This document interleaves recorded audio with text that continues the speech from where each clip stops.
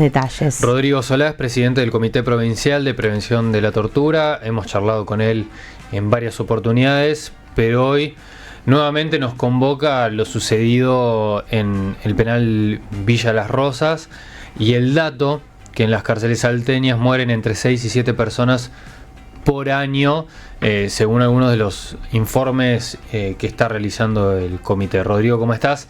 Bienvenido, Agustín y Janina, te saludamos. Buen día, Agustín, Janina, un gusto hablar con ustedes. Bueno, preguntarte, obviamente, cuál es el análisis que está haciendo el comité. Me imagino que las causas son multifactoriales, pero ¿cuáles son algunos de los elementos puntuales que ustedes entienden que son las principales problemáticas a abordar de la situación carcelaria en nuestra provincia? Bueno, ahí como vos bien decías, bueno, ese es un número genérico que vimos en relación a las muertes de este año. Nosotros tenemos conocimiento ya, por ejemplo, en este año 2025 de 6 muertes que se produjeron, incluida la del Dunes en la unidad número 1, ¿no? Eso contando todas las cárceles de la provincia y las alcaldías. Nosotros impulsamos en el comité un registro de muertes bajo custodia, no solo para cárceles, sino también para comisaría y cualquier lugar donde pueda haber una persona que tenga privación o restricción de libertad, porque nos parece que es importante, bueno, primero cumplir con una obligación que es nacional, que hay que implementar esos registros. Tenemos un acuerdo en el marco de distintas instituciones que participan en nuestro consejo, el comité, porque hay notas que son las más las que llegan a los medios de comunicación, como estas recientes, que tienen que ver con hechos violentos, suicidios y demás, pero también es necesario analizar las causas de todas las muertes, muchas que se plantean como muertes naturales por enfermedades. Bueno, en primer lugar, para investigar si efectivamente tienen que ver con ese tipo de proceso o corresponde a una investigación fiscal más profunda, o si esas muertes que se califican como naturales no tienen que ver con condiciones estructurales, ¿no? Que son las de habitabilidad de cada uno de los lugares.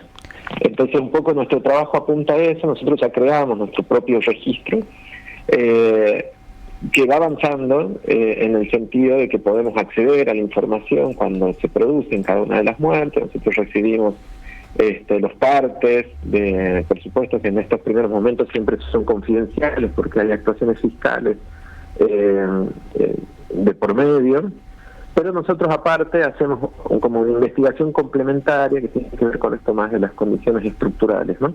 Entonces hablamos con otras personas que son testigos, familiares, por si tuvieran más información, tratamos de preservar las pruebas, ¿no? Todo lo que la Fiscalía también lo hace, nosotros tratamos de reforzar, siempre buscando no entorpecer el otro proceso que podría determinar responsabilidades penales. Te pregunto sobre qué análisis hacen de la declaración de la emergencia carcelaria que se dio en el 22, ya vamos 3 años en los que se prorroga también, y el motor de esta decisión tiene que ver con la superpoblación o sobrepoblación carcelaria. ¿Sentís que algo ha cambiado en estos años a partir de esta declaración? ¿Se trabaja en pos de disminuir o no?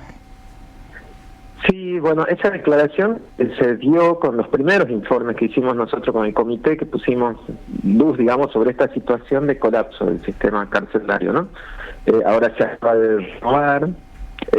Nosotros en paralelo a esa declaración de emergencia impulsamos algunas acciones. El año pasado presentamos en la Corte un habeas corpus por toda la situación de las comisarías de la provincia, pero ampliado a todo el sistema carcelario.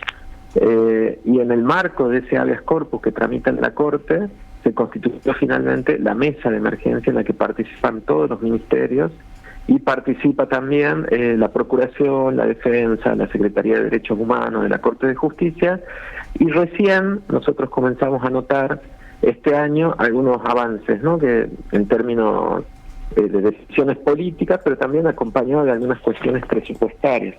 Se han conformado 3 mesas, nosotros participamos de todas, una que tiene que ver con infraestructura, poder generar nuevos espacios, pero otra que tiene que ver también con sobrepoblación, analizar cuáles son los factores que están llevando a esta sobrepoblación, ¿no? Y que la persona está desde el primer minuto detenida y hasta el último día de sus penas, cumpliendo también en situación de encierro, ¿no?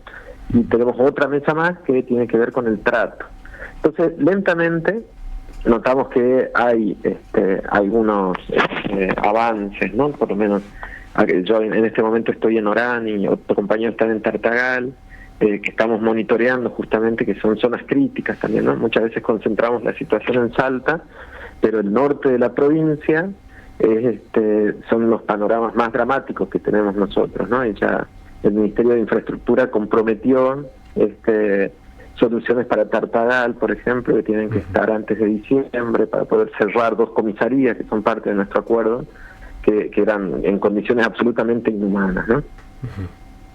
Y ahí te pregunto, ¿está estipulado, no sé si son normativas internacionales por la propia por el propio Ministerio de Justicia en la Argentina o por el propio Poder Judicial, de cuáles son estas condiciones mínimas, por ejemplo, cantidad de personas dentro de una unidad carcelaria o dentro de una comisaría? ¿Eso está estipulado? Sí.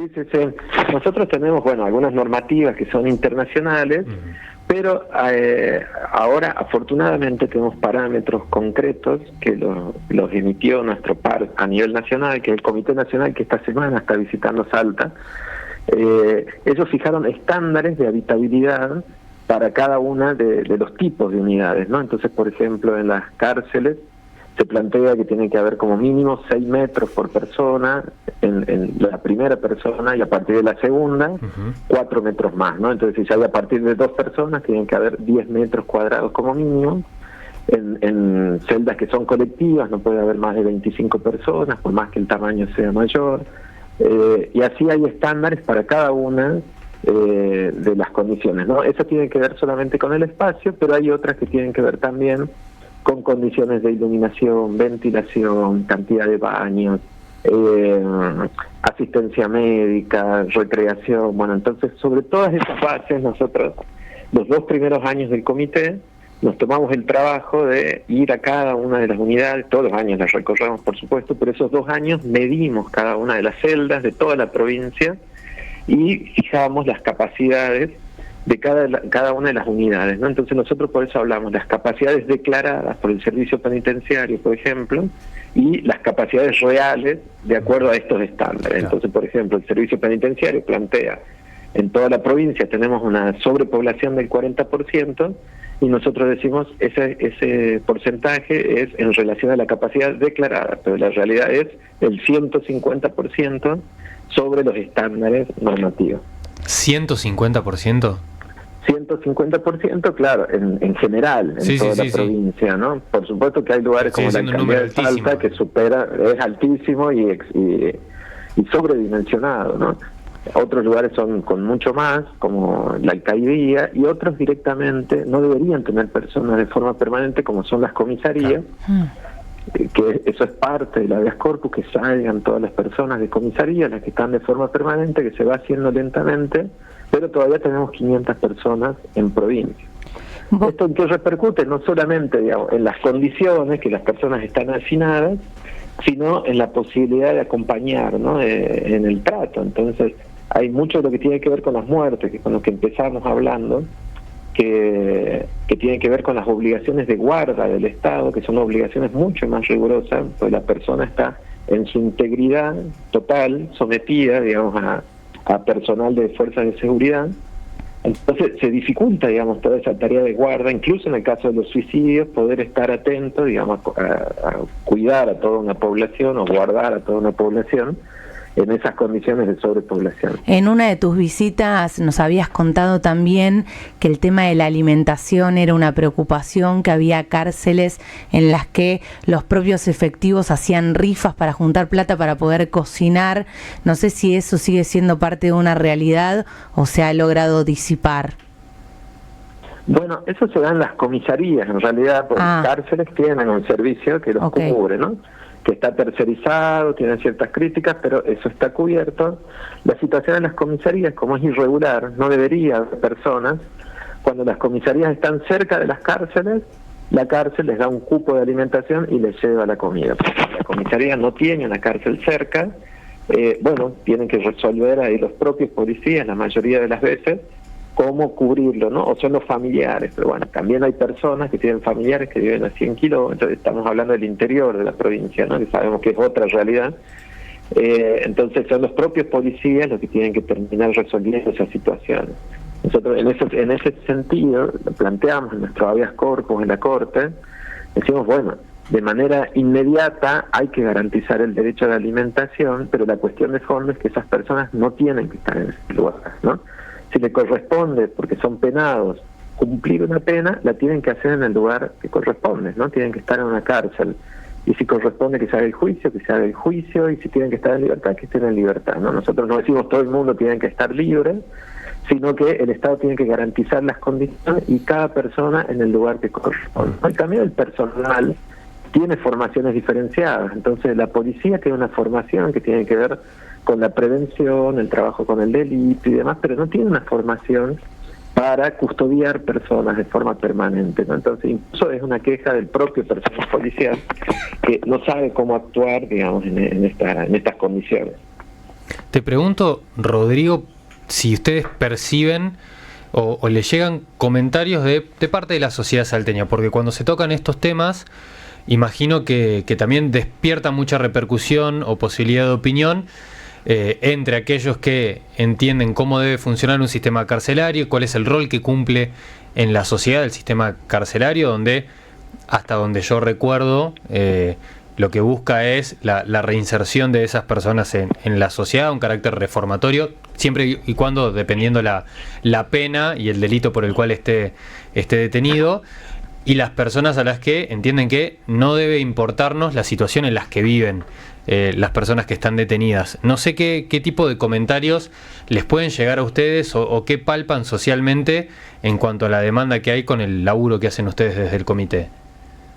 Bueno, nosotros recibimos todo tipo de comentarios. Hay una parte que lo vivimos como un reconocimiento, digamos, una tarea de visibilización y de esfuerzo, digamos, por modificar una situación por parte de un sector. Otros sectores más reaccionarios sí plantean ese tipo de cuestiones.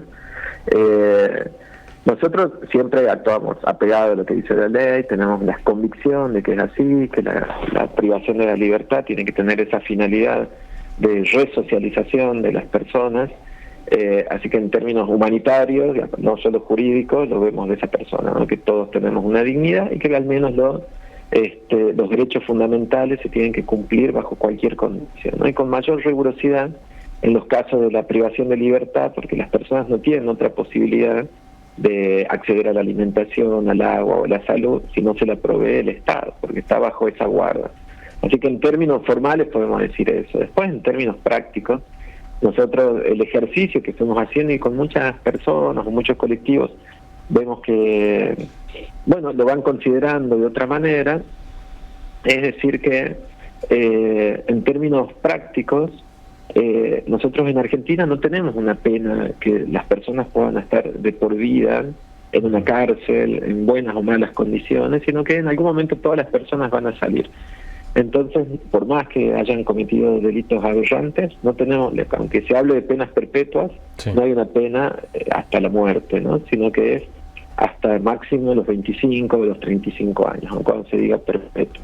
Entonces nosotros necesitamos que el servicio penitenciario funcione de la mejor manera para que esas personas cuando salgan puedan vivir en sociedad y no vuelvan a delinquir, ¿no? Todo eso sin perjuicio de que además hay una gran cantidad de personas que todavía no han sido condenadas, todas las que están en la alcaldía, las que están en las comisarías y demás, que son personas que, bueno, todavía son inocentes, que incluso se puede declarar su inocencia, el sobreseimiento en los juicios. Bueno, necesitamos también que esas personas tengan todos los resguardos. Y después se dieron situaciones, nosotros ya estamos haciendo como un balance, estamos terminando los mandatos de este primer comité. Estamos cumpliendo ya los 4 años, en febrero terminamos nuestros mandatos y ya habrá una renovación.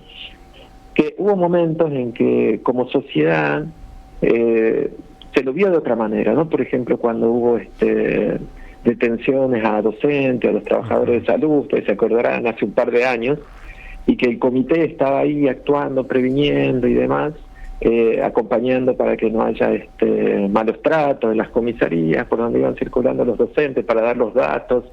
nos llamaban porque no tenían información de dónde estaban las personas, bueno, pudimos acceder, verlos y demás, y nos llamaban ya en esos casos otras personas, las que nos llaman normalmente, y nos decían, bueno, es mi tía, es mi hermana, bueno, como que todos entendieron en ese momento particular que las tareas de prevención tienen que ver, digamos, con un resguardo de toda la población, de todos nosotros como ciudadanos, frente a otro que tiene mayores herramientas, ¿no? Que tiene el uso de la fuerza pública. Entonces no es una protección de los delincuentes, como podrían decir estos discursos, sino que tiene que ver con una prevención para que todos podamos vivir más seguros en sociedad. Y cortito te pregunto, la situación en otras provincias. Hace un tiempo leímos un informe que no todas las provincias tienen el acceso a estas estadísticas como nosotros en Salta. No sé si vos charlás para entender cómo se da y si también estamos todos bajo el mismo manto de realidad en la Argentina. Sí, no todas las provincias tienen un mecanismo como el nuestro, si bien es obligación en todas, se está trabajando para eso. Las provincias que ya tienen, somos parte de un Consejo Federal y actuamos articuladamente, pero hay todavía 10 provincias que no han constituido, ¿no? Algunas de las que tienen población más grande, como Córdoba y Santa Fe, por ejemplo, son las que tienen la deuda más importante.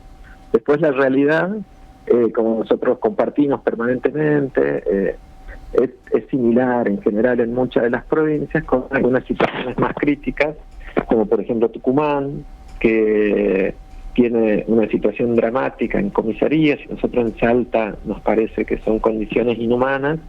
En Tucumán, bueno, se reproducen en otra escala, ¿no? Con otra magnitud, con mayores malos tratos, torturas y demás, y tienen inclusive mayor población en comisarías que en cárceles.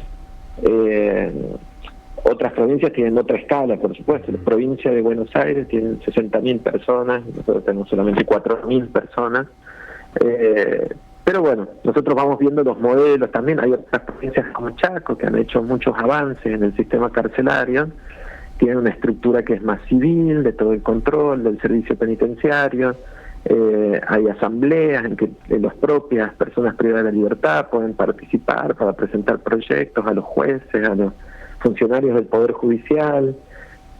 Han hecho avances en lo que tiene que ver con comunicación y demostrado que poder contar con mayor comunicación previene la conflictividad y delitos también, inclusive, a contramano de lo que se plantea normalmente, que si ingresan los celulares van a poder cometer más delitos.